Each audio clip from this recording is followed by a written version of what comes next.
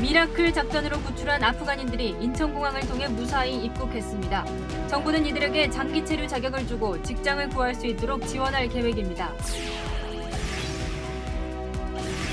기준금리가 1년 3개월 만에 0.25%포인트 올랐습니다. 올해 안에 추가 인상 가능성도 있습니다. 빚을 내 투자한 영끌족들의 부담은 커지게 됐습니다. 특히 마통 이런 경우에는 100% 변동금리로 진행을 하다 보니까 직접탄을 맞는 가처분 소득은 훨씬 더 줄어들어서 힘든 상황을 예상하고 있습니다. 1인당 25만 원인 국민재난지원금이 추석 전에 지급됩니다. 추석 물가 안정을 위해 쌀과 계란, 돼지고기 비축분도 시장에 풀립니다. 윤희숙 의원이 의원직 사퇴와 대선 불출마를 선언했지만 투기 의혹이 계속 확산되고 있습니다. 더불어민주당은 윤 의원이 한국개발연구원에서 일할 때 내부 정보를 이용한 게 아니냐는 의혹을 제기했습니다. 조국 전 장관 아내인 정경심 교수가 동양대에서 면직됩니다. 표창장 위조 의혹이 불거진 지 2년 만입니다. 1심에서 징역 1년을 선고받은 조 전 장관의 동생은 항소심 재판에서 징역 3년으로 형량이 늘어났습니다.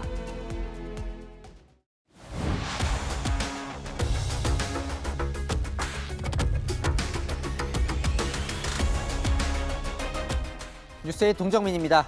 우리 정부를 도왔던 아프가니스탄 국민 378명이 조금 전 인천국제공항에 도착했습니다. 이 가족이 다 탈출하지 못한 이도 있고 여러 이유로 신원은 공개하진 않기로 했지만 이 탈레반의 위협에서 벗어난 이들의 얼굴엔 안도감과 이 자신을 받아준 제2의 고향 대한민국의 감사함이 가득했습니다. 앞으로도 비슷한 이 제3국인 수용을 부담 없이 할 수 있을지 이들의 정착 과정이 시험대가 될 것도 같은데요. 아직 공항에서 코로나 검사 결과를 기다리고 있다는데 현장 연결해 보겠습니다. 정현우 기자, 예정보다 좀 늦게 도착하긴 했지만 무사히 잘 도착한 거죠? 네, 아프가니스탄 현지인 378명은 오후 4시 20분쯤 이곳 인천국제공항에 도착했습니다. 긴박한 수송작전 끝에 입국장에 가까스로 모습을 나타낸 아프간 국민들은 비교적 밝은 표정으로 안도하는 표정을 보였습니다. 당초 오늘 새벽에 도착할 예정이었지만 중간 기착지인 파키스탄에서 보안 검색이 지연되면서 입국이 12시간 정도 늦어졌습니다. 현재 긴박한 상황 속에서 장시간 이동을 했기 때문에 입국자 대부분 심신이 지친 상황이라고 외교당국 관계자는 설명했습니다. 또 입국이 예정됐던 아프간 국민 중 13명은 군 수송기 인원 제한 때문에 파키스탄에 남았고 다음 수송기 스케줄이 확정되는 대로 우리나라로 들어올 예정입니다. 네, 이 공항에 도착한 현지인들은 지금 뭐 하고 있는지도 좀 전해주시죠. 네, 입국자들은 현재 공항에서 코로나19 유전자 증폭 검사와 입국 심사를 받고 있는데요. 영유아가 많다 보니 검사에 다소 상당한 시간이 걸리고 있습니다. 검사를 마친 순서대로 공항을 빠져나와 미리 준비된 버스를 타고 근처에 마련된 임시 대기시설로 이동하고 있습니다. 코로나 검사 결과가 나오는 데에는 6시간 정도 걸리는데요. 음성이 확인된 아프간 국민들은 충북 진천에 있는 국가공무원 인재개발원으로 이동해 앞으로 최장 8주를 머물게 됩니다. 지금까지 인천국제공항에서 전해드렸습니다. 지금 보신 대로 입국한 아프간인들은 공항에서 나오면 당분간 충북 진천에서 머물게 되는데요. 이 진천은 지난해 코로나 초기 중국 우한에서 입국한 교민들도 수용했었던 곳이죠. 이 현지 아프간어로 쓰여진 이 환영 현수막이 걸렸다가 이 수용을 반대하는 국민 신고로 떼어지는 등 현지 의견은 엇갈리는 분위기입니다. 김태영 기자입니다. 아프간 입국자들이 최대 8주간 머물 수용시설로 통하는 길에 현수막이 걸렸습니다. 태극기와 아프간 국기 사이에 여러분의 아픔을 함께한다. 편하게 지내다 가길 바란다는 글이 적혀 있습니다. 한글과 영어는 물론 아프간어 현수막도 있습니다. 받아주지 않나. 진천을 좀 따뜻한 마음을 좀 알려야 되지 않나. 진천군민 일동 명의로 된 이 현수막 말고도 지역 종교, 시민단체도 비슷한 내용의 현수막을 내걸었습니다. 그런데 오후가 되자 읍사무소 직원들이 현수막을 떼어냅니다. 아프간인 수용에 반대하는 일부 군민들이 불법 게시물이라고 신고한 겁니다. 진천 군민 사이에서도 의견이 엇갈리고 있는 겁니다. 우려하고 걱정하고 이사 가신다는 분들도 있고 아이들 때문에. 인재개발원에선 이들을 맞이할 준비가 하루 종일 이어졌습니다. 숙소동 앞엔 입소 작업이 진행될 간이 천막이 세워졌고 시설 관계자들은 승합차에서 쉴 새 없이 물품을 내려놓습니다. 이슬람 율법에 맞춘 할랄 음식도 마련됐습니다. 법무부 관계자는 외부 업체와 할랄 음식 공급 계약을 했다며 요리사 상주가 어려워 도시락을 제공할 것이라고 설명했습니다. 신생아 3명을 포함해 어린이도 많아 분유나 이유식 등도 준비한 걸로 알려졌습니다. 채널A 뉴스 김태형입니다. 이들은 대부분 아프간 현지에서 우리 정부와 함께 일했던 사람들이라 한국을 잘 아는 편이지만 그래도 정착해서 사는 건 또 다른 문제죠. 정부는 이들에게 장기 체류 자격을 주면서 생계비와 정착 지원금도 제공하며 적응을 도울 계획입니다. 이은우 기자입니다. 법무부는 아프가니스탄인들의 입국에 맞춰 출입국관리법 시행령 개정안을 입법 예고했습니다. 특별한 공로가 인정되는 외국인에게 장기 체류 자격을 인정해주고 제한 없이 취업할 수 있도록 규정을 바꾼 겁니다. 현재 아프간인들에겐 단기 방문 비자가 발급됐습니다. 조만간 1년간 체류할 수 있는 비자가 다시 발급될 예정이지만 취업할 땐 정부 허가가 필요합니다. 하지만 개정안이 시행되면 체류 기간은 5년으로 늘고 취업도 자유로워집니다. 난민으로 인정받은 외국인들과 같은 종류의 비자를 받게 되는 겁니다. 이들은 한국에 대한 기여를 인정받았기 때문에 앞으로 영주권 신청을 원하면 한국어 능력 등 일부 조건을 완화하거나 면제받을 수 있습니다. 정부는 국내 적응을 위한 교육도 제공할 예정입니다. 임시생활시설에서는 한국어, 한국 문화도 익혀서 적응을 위한 준비를 하겠습니다. 입국한 아프간인 중에는 현지에서 의료진, 강사 등으로 활동한 사람들도 있습니다. 정부는 국내 취업 과정에서 이 같은 경력을 활용할 수 있도록 지원할 방침입니다. 경제적으로 자립하기 전까지 생계비를 지급하는 방안에 대해서도 부처 간 협의를 진행할 전망입니다. 정부는 제3국행을 원하는 사람이 있는지 조사할 계획입니다. 채널A 뉴스 이은우입니다. 아프간 수도 카불 공항에서 뜨거운 포옹을 하고 있는 이 두 사람. 한 사람은 우리 외교관이고 또 한 사람은 아프간 현지 한국 대사관 직원입니다. 이 우리 외교관은 카타르로 철수하면서 이 직원에게 꼭 데리러 오겠다는 약속을 했는데요. 그 약속은 기적처럼 지켜졌습니다. 김윤수 기자입니다. 미라클 작전에 투입된 우리 당국자가 카불부터 경유지인 이슬람아바드까지의 모습을 찍은 사진들입니다. 이 가운데 현지인과 감격적인 포옹을 하는 남성. 김일흥 주 아프가니스탄 공사 참사관입니다. 탈레반이 갑작스럽게 카불을 점령한 지난 17일, 김 참사관은 최태호 대사와 함께 카타르로 철수했습니다. 가방 안에 필수적인 물품만 넣어가지고 오느라 양복을 못 챙겼습니다. 김 참사관은 함께 카불을 떠나지 못하는 대사관 현지 직원들에게 다시 데리러 오겠다는 약속을 남겼습니다. 그리고 5일 뒤인 카불 공항에 김 참사관은 다시 나타났습니다. 아프간인들을 비밀리에 국내로 데려오기 위해서입니다. Korean people, they are very trying hard night or days to carry us to inside. And it's work. I want to say thanks for all of the team of Korean people in Kabul. 김 참사관은 외교부 동료들에게 경황 없이 카불을 떠났는데 그 약속을 지켜서 제일 기뻤다고 속마음을 털어놨습니다. 대표적인 중동 전문가로 꼽히는 김 참사관은 10여 년 전 아프간과 첫 인연을 맺었습니다. 지방 재건팀으로 활동하며 현지 직원들과 호흡을 맞췄고 지난해 8월 다시 아프간에 부임했습니다. 이번 탈출 행렬에서 다시 마주친 현지 직원에게 10년 만에 다시 보니 아이가 벌써 셋이네요라고 친근한 인사도 건네며 위로했습니다. 그렇게 김 참사관을 따르던 현지 직원들은 안전하게 카불 공항에 활주로를 떠났습니다. 채널A 뉴스 김윤수입니다. 다음 뉴스입니다. 기준금리가 연 0.5%에서 0.75%로 오르며 초저금리 시대의 끝을 알렸습니다. 영혼까지 끌어모아 부동산 투자를 한 영끌족과 빚을 내 주식을 산 비투족들의 부담이 커질 수밖에 없습니다. 정부는 가계부채와 부동산 값을 잡겠다는 의도인데 효과가 있을지 안건우 기자가 따져봤습니다. 연 0.75%, 한국은행 금융통화위원회의 결정은 기준금리 인상. 기준금리는 재작년 7월과 10월 연거푸 낮아졌습니다. 그러다 작년 초 갑작스럽게 코로나19가 닥쳤고 1,000%대에서 사상 최저까지 떨어진 기준금리는 1년 3개월 만에 상승으로 돌아섰습니다.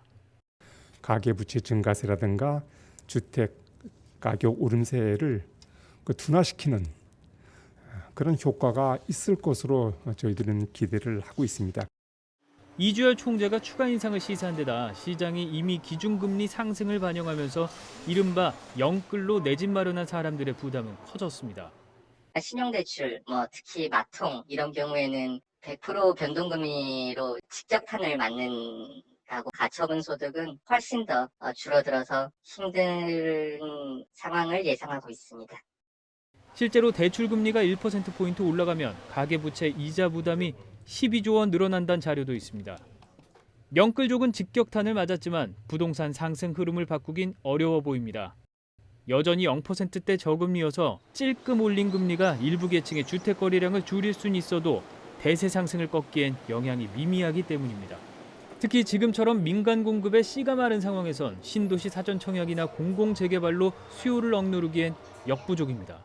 입주 물량이나 공급 물량이 적기 때문에 금리가 0.25% 올라갔다고 해서 매수세를 꺾이거나 시장이 안정화되는 것은 역부족이라고 보여집니다. 만성적 공급 문제를 해결하지 못하면 이자 부담이 늘더라도 집값 상승분만큼 대출을 늘리는 악순환이 바뀌기 어렵다는 지적입니다. 채널A 뉴스 안건우입니다. 정부는 살인 물가를 잡기 위한 대책도 내놨습니다. 추석 전에 재난지원금으로 시장에 돈을 풀고 쌀과 달걀 등 비축분도 푼다는 계획입니다. 방역은 계속 조이고 있는데 이렇게 돈만 푸는 것이 시장을 살릴 수 있을지 지켜봐야 할 듯합니다. 박지혜 기자가 취재했습니다. 50대 주부 A씨는 큰 폭으로 오른 달걀부터 채소, 각종 고깃값에 추석 차례상 준비 엄두가 나지 않습니다.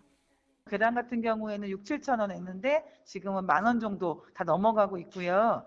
삼겹살이나 아니면 소고기 이런 것들도 가격대가 다 몇천 원씩 뛰어서 아무래도 부담이 상당히 되는 게 있어요.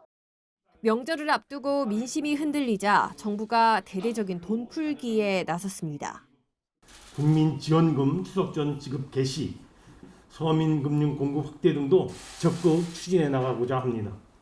국민 88%가 1인당 25만 원씩 받는 국민지원금은 물론 소상공인 희망회복자금, 근로 자녀장려금 4조 1천억 원도 한 달 내 지급됩니다.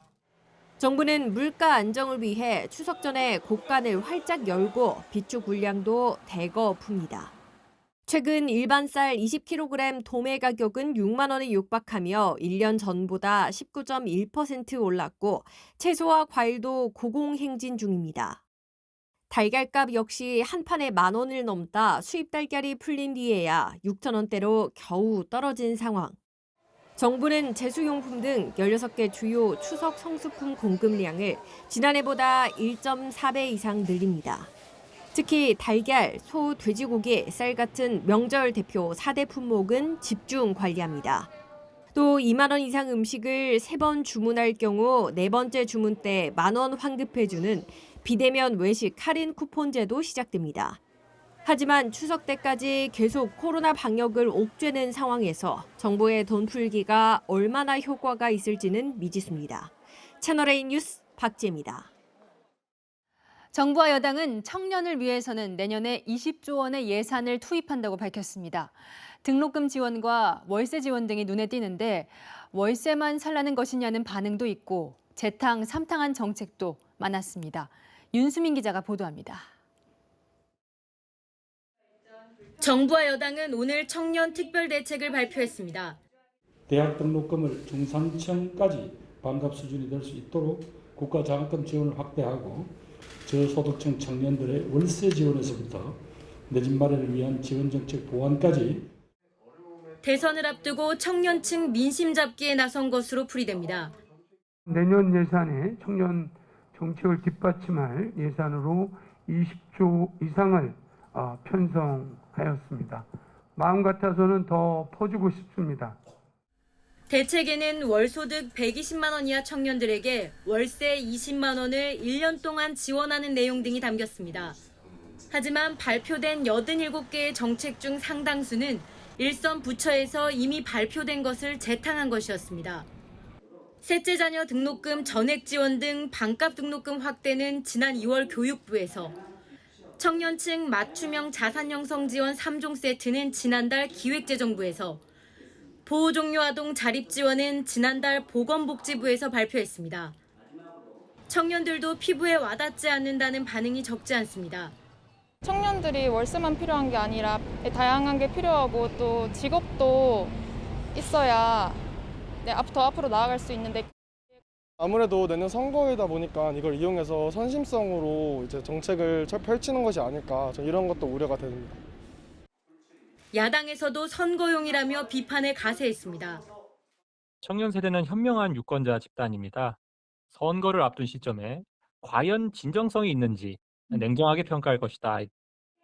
정부는 다음 달 3일 국회에 제출하는 예산안에 청년 지원 예산을 포함시킬 방침입니다. 채널A 뉴스 윤수민입니다.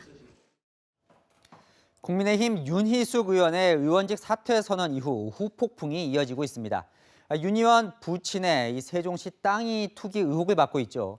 민주당은 부친이 이 땅을 사는 과정에 윤 의원이 개입한 것 아니냐, 이런 의혹을 제기했고, 윤 의원은 전혀 관여한 바 없다며 부인했습니다. 조영민 기자입니다. 윤희숙 국민의힘 의원의 부친이 2016년 5월 매입한 만제곱미터 3,200여 평 규모의 논입니다. 이곳에서 직선거리로 2km 정도 떨어진 곳에 일반 산업단지 2곳이 있고, 10km 정도 떨어진 곳에는 정부가 주도하는 세종 스마트 국가산업단지도 조성 중입니다. 윤 의원 부친이 매입한 논과 비슷한 조건의 땅은 당시 평당 18만 원 정도에 거래됐고, 최근에는 2배 정도 올랐다는 게 주변 부동산 설명입니다. 가격은 올랐어요. 2배 올랐어요. 2배. 전반적으로 다 올랐죠, 거기가. 더불어민주당에서는 윤 의원 부친이 주변 산업단지 조성을 겨냥해 시세 차익을 노렸다며 전형적인 부동산 투기라고 비판했습니다. 매입 당시 한국개발연구원 KDI에 근무했던 윤 의원이 개발 정보를 미리 알고 매입에 관여했을 거라는 의혹도 제기했습니다. 이러한 산업단지에 예비 타당성 조사를 진행했던 곳이 바로 윤 의원이 근무하고 있던 KDI, 바로 한국개발연구원으로 알려져 있습니다. 국민의힘에서는 산업단지 조성의 기본도 모르는 소리라고 반박했습니다. 해당 논과 가까운 일반 산업단지는 민간 사업이라 예비 타당성 조사 자체가 없고, 유일하게 KDI가 예비 타당성을 조사한 세종 스마트 국가산업단지는 매입한 지 3년이 지난 2019년 12월에 조사가 시작됐다는 겁니다. 윤 의원은 오후 늦게 기자들에게 문자를 보내 부친의 토지 매입 과정에 전혀 관여한 바가 없다며 본인과 가족은 어떤 조사에도 성실히 임할 것이라고 말했습니다. 민주당을 향해서는 사퇴쇼라 비난하기보다 본회의에서 사퇴안을 가결해달라고 했습니다. 채널A 뉴스 조영민입니다.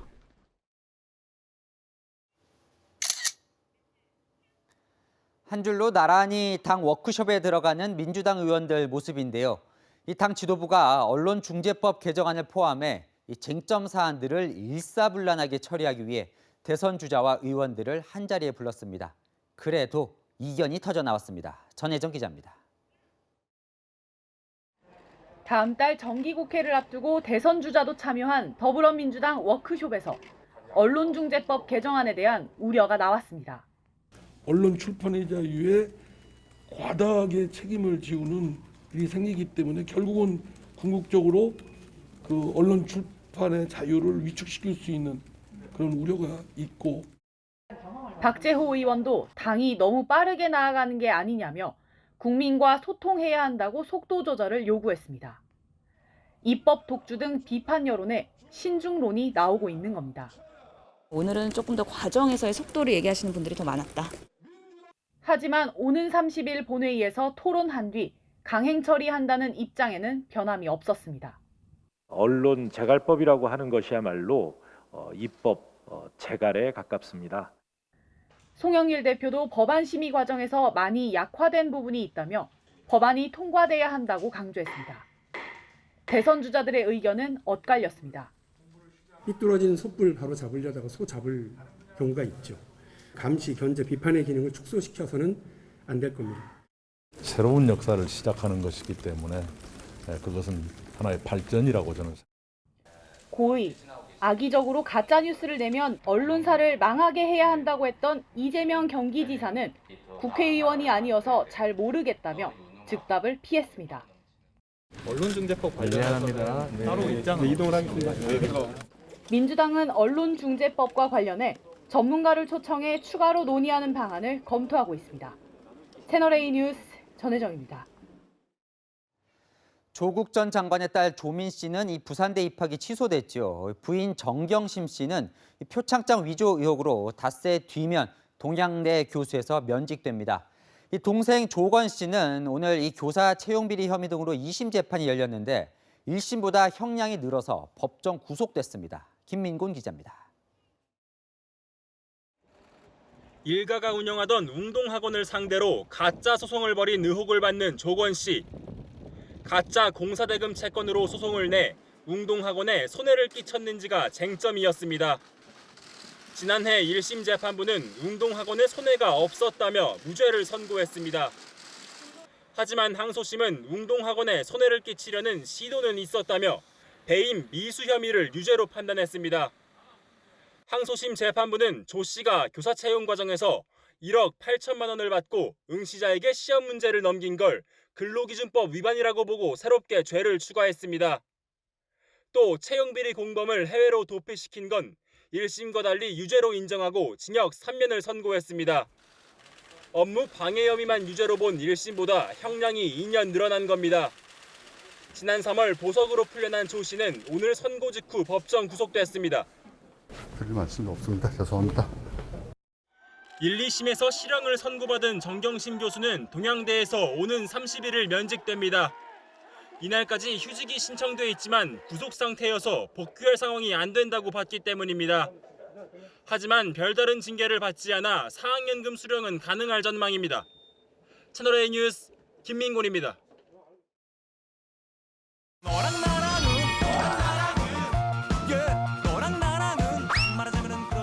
여랑야랑 정치부 김민지 기자와 함께합니다. 첫 번째 주제 보여주시죠. 자, 이준석 국민의힘 대표 누구와 싸우려는 겁니까? 본인이 직접 싸우겠다는 게 아니고요. 권익위랑 싸우라고 권하는 겁니다. 이 대표의 말 일단 들어보시죠. 이준석 지도부와 싸우실 일은 좀 뒤로 하시고 먼저 권익위와 다투시는 것을 첫 번째 단계로 하시고.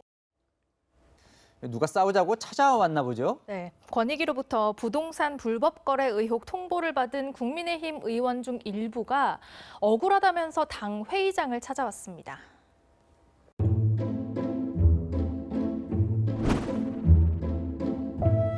비공개가 나오시겠습니까? 오히려 언론에 좀 설명하시는 게 낫지 않겠습니까? 공개로 하시죠. 지나치게 그걸 지도한테 이렇게 전가하는 것은 너무 억울하고 불안하다는 생각이 들어서 자세하게 설명해 주셔서 감사하고. 죄송합니다. 아닙니다, 의원님. 열심히 하겠습니다. 네. 저는 탈당 대상자로 이렇게 분류가 돼가지고 추가적인 자료를 이제 권익위 측에 전달해 주실 때 정정할 의무도 저는 권익위에게 있다, 저는 이렇게 봅니다. 저 이제 찾아온 의원들은 이 당으로부터 이 탈당 권유를 받은 의원들이죠. 맞습니다. 오늘 회의장을 찾아온 강기윤, 이철규 의원을 포함해서 모두 5명이 당 지도부로부터 탈당 요구를 받았는데요. 이들은 당이 아무 조치도 내리지 않은 동료 윤희숙 의원이 의원직 사퇴라는 강수를 던지면서 더 난처해졌습니다.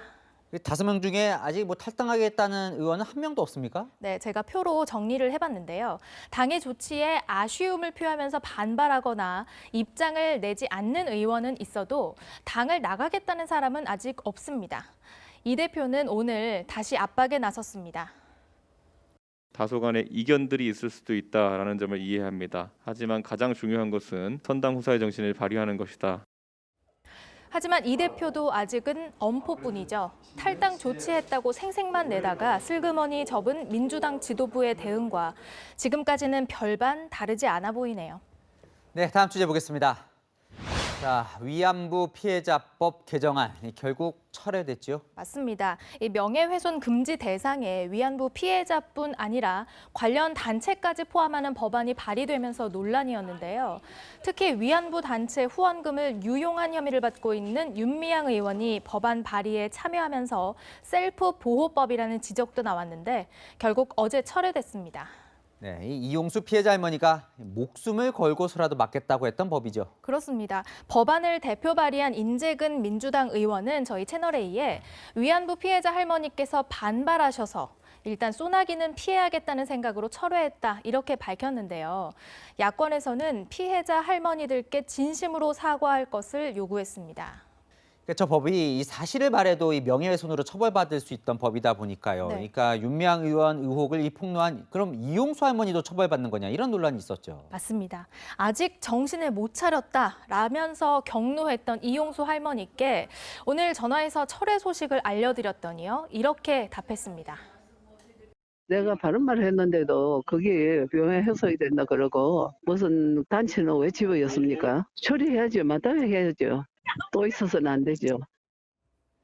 자, 민주당이 이제 법안을 발의했다가 여론 반발에 부딪혀서 철회한 게 이번이 처음은 아니죠. 맞습니다. 지난 3월이었죠. 범여권에서 민주유공자 예우법을 발의했었는데요. 발의한 73명 중 27명이 이 법으로 혜택을 받는 것으로 나타나면서 비판에 직면했고 또 철회한 적이 있습니다. 거대 의석을 믿고 발의했다가 논란이 일면 철회하는 여권의 아님 말고식 법안 발의 지양해야 하지 않을까요? 잘못된 걸 알면서도 끝까지 밀어붙이는 것보단 그래도 늦게라도 철회하는 게 나은 것 같기도 하고요. 닷새 후 통과시키겠다는 언론중재법 개정안 생각도 납니다. 야랑야랑이었습니다. 오늘 0시 기준 코로나 신규 확진자는 1,882명인데 사망자가 20명으로 4차 대유행 이후 최다 기록입니다. 정은경 질병관리청장은 중증 환자 관리에 집중하는 위드 코로나 방역 체제는 성인 백신 접종이 80% 이상 완료돼야 시작할 수 있다고 밝혔습니다. 결국 당분간은 방역 전쟁이 계속될 수밖에 없는 것이죠. 끝이 안 보이는 사투를 벌이고 있는 의료진들은 한계에 다다른 상태입니다. 구자준 기자가 만나봤습니다. 방호복을 입고 얼굴에 꼼꼼히 테이프까지 붙이는 의료진들. 격리병상에 들어갈 준비를 마쳤습니다.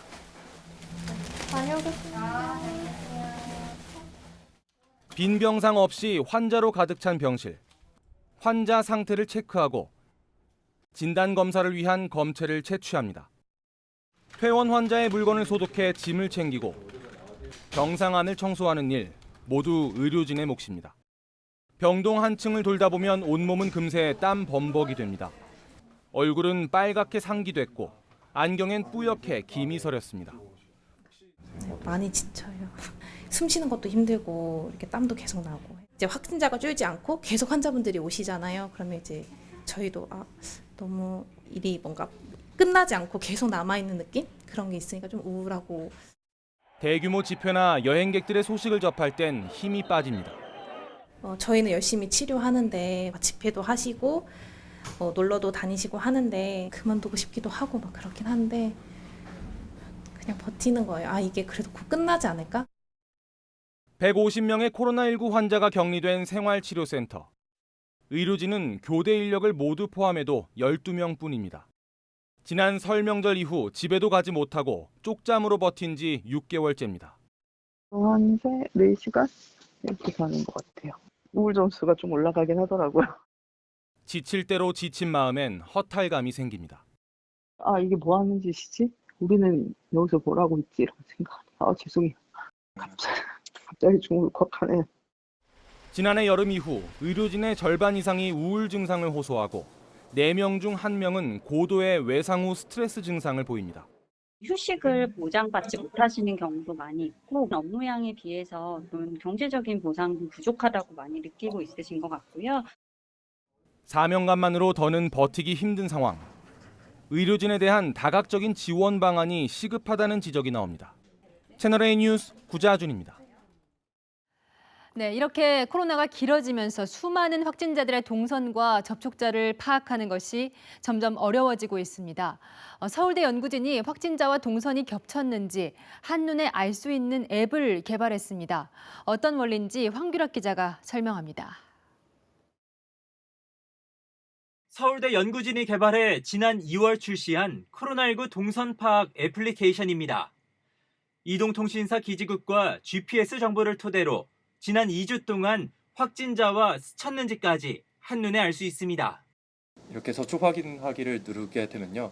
사용자의 동선을 서버에 공개하지 않고 확진자와 겹쳤는지에만 여부만 가지고 안전하게 지냈는지를 확인할 수 있게 됩니다. 확진자가 발생하면 동선이 겹친 밀접 접촉자에게도 곧바로 알림이 전송되는 겁니다.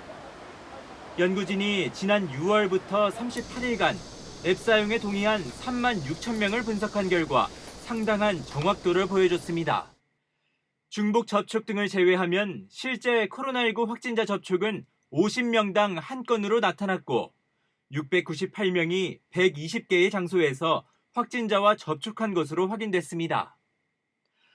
업종별로는 식당과 소매업, 백화점 순으로 접촉 알림이 많이 발생한 것으로 나타났는데 4차 유행 기간에 소규모 집단 감염이 잦았던 장소와도 일치했습니다. 주요 감염 경로가 디지털 정보도 확인된 셈으로 볼 수가 있고요. 이것이 추가 확산을 막는 데도 도움이 될 수 있지 않을까 생각이 됩니다. 앱을 통해 역학조사에 인력과 시간을 들이지 않고 스스로 자가격리하고 검사받는 디지털 방역이 가능해지는 겁니다. 다만 사생활 노출 같은 개인정보 보호는 물론 정부 통제에 대한 거부감은 해결해야 할 숙제입니다. 채널A 뉴스 황규락입니다.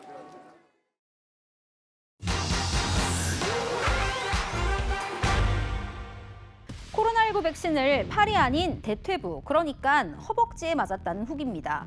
유방암 수술을 받은 분들이 모인 온라인 커뮤니티인데요. 팔 말고 다른 곳에도 백신 맞을 수 있는지 궁금해하는 분들 많은데요. 허벅지나 엉덩이에 맞아도 문제 없는지 확인해 봅니다. 유방암 수술 이력자는 왜 허벅지에 백신을 맞았을까요? 수술을 할 때 겨드랑이 쪽 림프절을 절제하는데 국내에 도입된 백신 4종 모두 팔과 겨드랑이 부위 림프에 부작용이 생길 가능성 보고된 적 있습니다. 그래서 겨드랑이와 가까운 팔을 피해서 허벅지에 맞은 건데요. 질병관리청도 기본적으로 팔 위쪽 삼각근에 백신을 놓도록 권장하고 있지만 이게 어려울 땐 대퇴부 전해측 근육, 그러니까 허벅지에도 접종 가능하다고 밝히고 있습니다. 미국에선 허벅지에 백신을 주사할 때는 팔에 접종할 때보다 최대 1.5배 정도 긴 주사 바늘을 쓰라고 권고하고 있습니다. 허벅지는 팔뚝보다 지방층이 두꺼워서 피부와 근육까지의 거리가 멀기 때문입니다. 허벅지에 맞아도 된다면 혹시 엉덩이에 맞으면 안 될까요? 전문가에게 물어봤습니다. 엉덩이 주사 자체가 주장스럽고 프라이버시에 대한 문제도 또 일부 있고 그 팔이나 허벅지 쪽의 근육에 주사를 하는 게 기혈들에 꾸준히 백신을 전달할 수 있는 루트가 되기 때문에 엉덩이는 팔이나 허벅지보다 백신 전달의 효율이 떨어지고 잘못했다가는 주사 바늘이 신경 손상을 일으킬 수도 있다는 건데요. 백신을 맞기 전에 의료진에게 과거 수술이나 질병 이력을 충분히 설명해서 가장 안전한 부위에 맞는 게 좋겠습니다. 더 궁금한 점은 팩트맨 제보 부탁합니다. 네, 시청자의 제보가 뉴스가 되는 제보가 뉴스다 시간입니다. 새벽 시간 편의점을 지키고 있던 아르바이트생이 손님에게 무차별 폭행을 당했습니다. 돈을 한 손으로 건네줬다는 게 이유였다는데 김호영 기자가 피해자 이야기 들어봤습니다. 검은 모자를 눌러쓰고 편의점에 들어오는 남성. 한 손에는 빈병이 가득 담긴 비닐봉투가 들려 있습니다. 아르바이트생에게서 공병값을 건네받은 남성. 나가려던 걸음을 멈추더니 질문을 던집니다. 잠시 뒤 멱살을 잡아 끌고 계산대까지 넘어가 마구잡이로 폭력을 휘두릅니다. 맞다가 제가 잘못했습니다. 살려주세요. 제가 이렇게 얘기를 했어요. 근데도 계속 무시를 하고 계속 때리더라고요. 더 힘을 가해서. 남성이 편의점 아르바이트생을 폭행한 건 오늘 새벽 3시쯤. 공병값을 한 손으로 건넸다는 이유였습니다. 손님한테 한 손을 주는 게 예의냐고, 두 손을 줘야 되는 게 당연한 게 아니냐. 야, 너 나와. 계속 이런 식으로 계속 손을 뻗으시더라고요. 아르바이트생이 112에 신고 전화를 거는데도 폭력은 계속됐습니다. 잠시 뒤 경찰이 출동했지만 남성은 그 사이에 이미 도주해버렸습니다. 취업 준비를 하며 아르바이트를 하던 피해자는 전치 2주의 부상을 당했고 현재도 심각한 정신적 피해를 호소하고 있습니다. 내가 다시 알바를 하러 가면 그때 기다리고 다시 오지 않을까? 보복 같은 게 너무 두려웠어요. 경찰은 용의자가 전에도 공병을 들고 편의점을 방문한 적이 있다는 피해자 진술을 바탕으로 주변 CCTV를 분석해 남성을 검거했습니다. 채널A 뉴스 김호영입니다.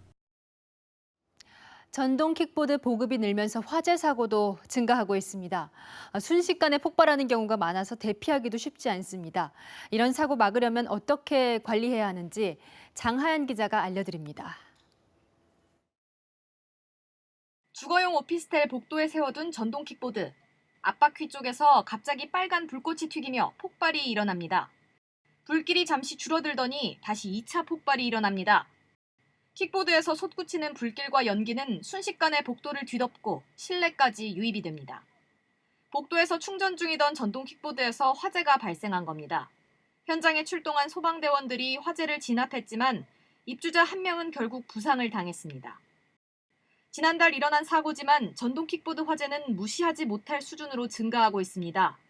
올해 들어 지난달까지 서울에서 발생한 전동 킥보드 화재는 26건, 지난해 전체 화재 건수를 훌쩍 넘겼습니다. 전문가들은 전동 킥보드의 리튬 배터리에 주목합니다. 리튬 자체가 이제 반응성이 좋은 물질이에요. 일반 화재랑은 다르게 갑자기 폭발적으로 연소가 시작되잖아요. 다량의 연기랑 화염이 이제 초반에 좀 급격하게 연소. 서울소방재난본부가 리튬 배터리의 발화 위험성을 실험한 결과 전동 킥보드를 과충전하면 배터리 부분의 온도가 급격하게 올라 폭발로 이어지는 모습이 확인됐습니다. 전동 킥보드 화재의 절반가량은 주거시설에서 발생했고 인명피해 10건 중 9건이 주거시설에 집중됐습니다. 전문가들은 과충전 방지 설계가 된 KC 인증 제품을 구매하고 장시간 실내 충전이나 취침 중 충전은 금물이라고 말합니다. 화재 대피로를 막지 않도록 현관문이나 비상구에서 충전하는 것도 피해야 합니다. 채널A 뉴스 장하연입니다. 네, 아프가니스탄 소식 다시 이어갑니다. 미군의 철군 시한이 불과 닷새 남았는데 남아있는 미국인은 무려 1,500명, 연락이 닿지 않는 사람도 1,000명이나 됩니다. 미국의 무사 탈출 작전이 가능할지 전 세계에 관심이 모이고 있습니다. 워싱턴 유승진 특파원입니다. 아프가니스탄을 탈출하기 위해 미군 수송기에 몸을 싣는 사람들. 한 명이라도 더 태우기 위해 공간을 확보하고 더 이상 자리를 만들 수 없자 수송기의 출입구가 닫힙니다. 그러나 아프간을 떠나려는 민간인들에게 남겨진 시간은 사흘 정도. 미 국방부는 닷새 남은 철군 시한 가운데 마지막 이틀 동안 미군과 장비 철수에 집중하기로 했습니다. 지난 14일 대피 작전이 시작될 때 탈출을 희망했던 미국인 6천여 명 가운데 4,500여 명이 아프간을 떠났습니다. 남은 1,500여 명 중 대피 지침을 전달받은 미국인은 500명 정도. 나머지 1,000여 명이 문제입니다. We're aggressively reaching out to them multiple times a day through multiple channels of communication, phone, email, text messaging, to determine whether they still want to leave. 카불 주재 미국 대사관은 정부의 지시를 받지 않았다면 공항 이동을 자제하라는 경고도 내렸습니다. 특히 군중이 몰렸을 때 주변을 주시하라며 테러 가능성을 내비치고 있습니다. 시한을 늦춰야 한다는 지적에도 예정대로 철군을 완료하겠다는 바이든 미국 대통령의 입장은 변함이 없습니다. 취임 후 최대 위기를 맞아 수세에 몰린 바이든 대통령이 얼마나 많은 사람들을 기한 내 구출해낼 수 있을지 전 세계가 지켜보고 있습니다. 워싱턴에서 채널A 뉴스 유승진입니다.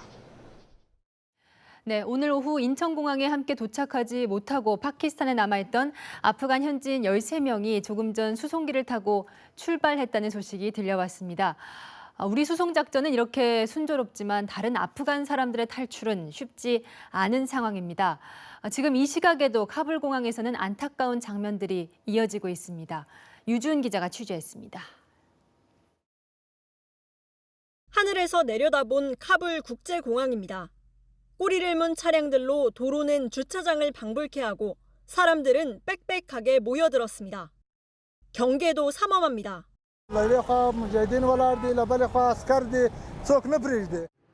아프간 유명 가수 아리아나 사예드는 2박 3일에 걸친 카불 탈출기를 털어놨습니다.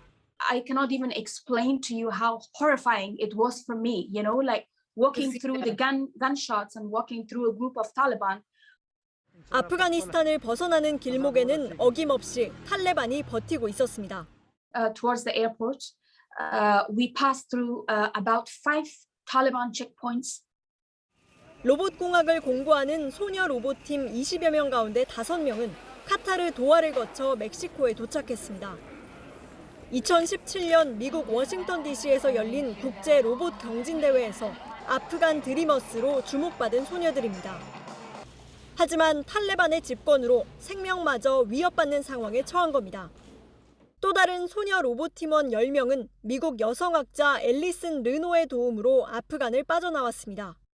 When we came from Afghanistan, it was a miserable circumstance for us, and we left our family. 아프간의 문이 닫히기까지 남은 시간은 닷새 정도. 미군과 연합군은 더 많은 피난민을 탈출시키기 위해 39분에 한 번 꼴로 항공기를 띄우고 있습니다.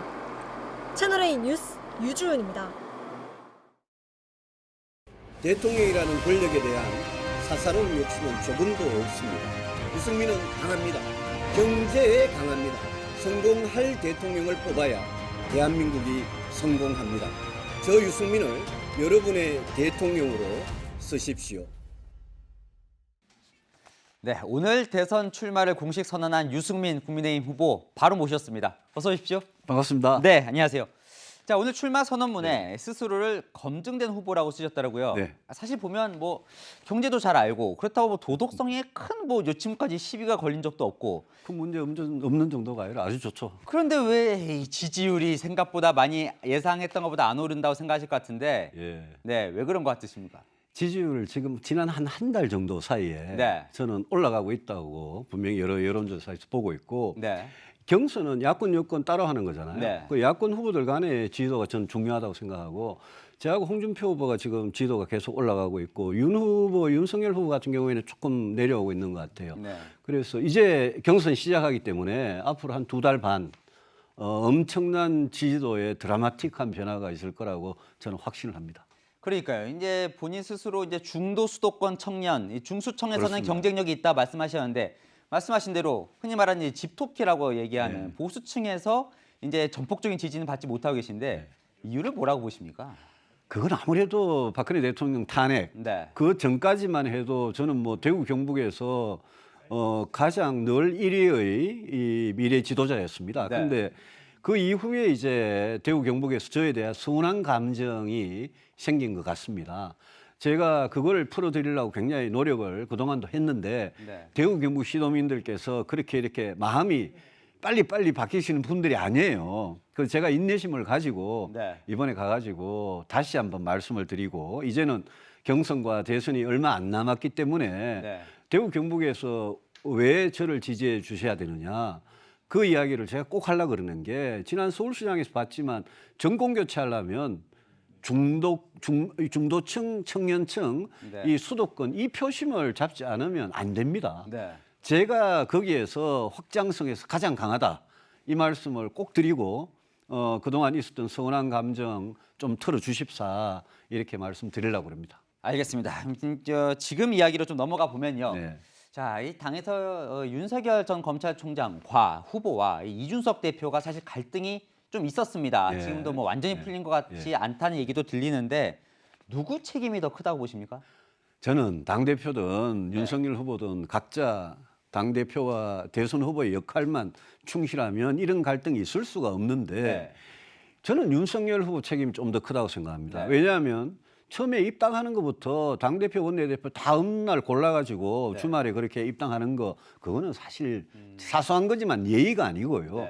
그 이후에 윤석열 캠프에서 뭐 당대표 물러나라고 이준석 대표 유승민 캠프로 가라. 그리고 이준석 대표 탄핵 이야기 나오고 또 윤석열 후보의 대리인 역할을 하는 뭐 김재원 최고위원 같은 사람은 최고위원 회의에서 그 양반이 그런 이야기 했잖아요. 뭐 어른을 모셔야 되겠다. 그게 탄핵하겠다는 소리 아닙니까? 뭐 이준석 대표가 그동안 공공연하게 자기는 이제 유승민 후보를 대통령으로 만들겠다 이런 얘기를 해왔으니까 지금도 이 대표가 유 후보를 돕는 것 아니냐. 경선이 불공정하다 이런 얘기를 합니다. 이준석 대표가 유승민을 돕겠다는 말을 그런 마음을 당대표가 된 이후에 먹었으면 진짜 불공정하고 잘못된 거죠. 근데 지금 문제가 되는 발언들이 이준석 대표 본인조차도 내가 당대표가 될지 안 될지도 완전히 모르는 그런 시절에 어디 유튜브나 이런 데 나가가지고 그 당시에는 이준석 대표가 저라는 정치인을 당연히 지지할 수 있었죠. 그런데 당대표가 된 이후에는 그렇게 하면 당연히 불공정 시비가 있기 때문에 지금은 저도 그렇고 이 대표도 그렇고 서로 공사구분 철저히 하면서 절대 사적인 연락 안 하고 지금은 윤석열 후보 쪽에서 저와 이준석 대표의 관계에 대해서 그런 식으로 오해하실 일이 전혀 없다. 그건 제가 자신 있게 말씀드립니다. 이준석 대표 그러면 이 당 대표 된 이후에 당 운영을 하는 거에 대해서는 좀 어떻게 평가하십니까? 저는 처음에는 상당히 걱정했던 것보다 잘한다고 생각했는데 대선 후보들하고 이렇게 갈등을 빚는 과정에서 좀 미숙한 점이 있었다고 생각합니다. 자, 오늘 그래서 이 출마 선언문에 이런 대목도 있습니다. 준비 안 된 사람이 이미지로만 대통령이 된다면 또 한 명의 실패한 대통령이 나올 거다. 윤 전 총장을 좀 생각하고 하신 말씀입니까? 저 맞는 말 아닙니까? 제가 윤 후보 정책을 어제 비전 발표할 때 처음 들어봤습니다. 그리고 이게 도대체 대선이라는 게 무슨 벼락치기 몇 달 해가지고 그렇게 만약 그런 이미지나 집권하면 문재인 정권을 뭐 잘 혼내줄 것 같다. 이런 어떤 하나만 가지고 대통령이 되면 그러면 저는 실패한 대통령, 실패한 정부를 또 반복하는 거 아니냐. 그래서 제가 오늘 출마 선언문에서 국민들께 호소를 드리려고 준비된 사람, 검증된 사람을 뽑아야지 우리가 성공한 정부 만들 수 있다라고 말씀을 드린 거죠. 자, 이것도 뭐 정말 가정이지만 어쨌건 윤석열 후보가 만약에 대통령 후보가 된다면 그런데 보시기에 이 준비가 계속 안 돼 있는 상황이라면 그럼 돕지 않을 수도 있을까요? 아닙니다. 이번에 국민의힘 경선은 누가 대통령 후보가 되든 경선에서 떨어진 사람은 반드시 우리 후보를 도와야 된다는 의무가 있다고 생각하고 저도 그런 의무를 당연히 다 해야죠. 그렇지만 뭐 저는 제가 될 것 같은데요. 네, 알겠습니다. 자, 이 뭐 말씀하신 대로 오늘 경제 대통령 얘기를 하셨는데 워낙 뭐 경제 통인 건 다 알려져 있는데 이 상대 진영에 있는 이제 여권 대선 주자 이재명 지사의 기본 뭐 시리즈 있지 않습니까? 기본소득, 기본주택, 기본대출 거기에 대해서 자꾸 이 허경영 국가혁명당 대표와 비교를 하시는데 실현성이 없다고 보시기 때문에 그런 건가요? 실현성이 없고 재원이 너무 많이 들고 바람직한 정책도 아니고 지금 허경영 국가혁명당 명예대표라는 그분하고 이재명 지사가 갈수록 닮아가는 것 같은데요. 제가 이재명 지사의 여러 가지 기본주택, 기본소득, 기본대출까지 공약을 보면 전부 다 그냥 다 해주겠다는 거거든요. 거기다가 이재명 지사가 만에 하나 대통령이 돼가지고 5년을 또 그런 식으로 쓰면 그러면 저는 대한민국이 나라 살리면 거들난다고 생각을 합니다. 네, 알겠습니다. 이제 뭐 마지막 질문이 될 것 같은데 저희 이제 채널의 시청자분들에게 유승민이 만들고 싶은 대한민국이 어떤 건지 한번 설명을 해주시죠. 저는 정말 잘 사는 나라, 강한 대한민국 꼭 만들고 싶습니다. 이건 저희 오랜 꿈이었습니다. 저 유승민이 국민의힘 후보가 되면 반드시 민주당 꺾고 제가 정권 교체 꼭 해내겠다는 말씀을 드립니다. 네, 오늘 여기까지 듣겠습니다. 네, 감사합니다. 고맙습니다. 네, 대선 후보에게 듣는다. 오늘은 유승민 국민의힘 대선 후보였습니다.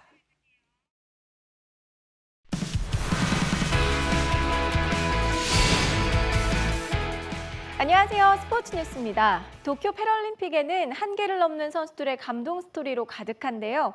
두 팔이 없어도 물살을 가르고 라켓을 휘두르는 선수들도 있습니다. 정윤철 기자입니다. 두 팔이 없지만 하체와 허리의 힘을 활용해 힘차게 물살을 가릅니다.